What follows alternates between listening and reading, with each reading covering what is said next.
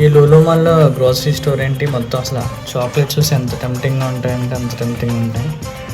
So మొత్తం all types of varieties మనకి అవైలబిలిటీలో ఉంటాయి ఇక్కడ.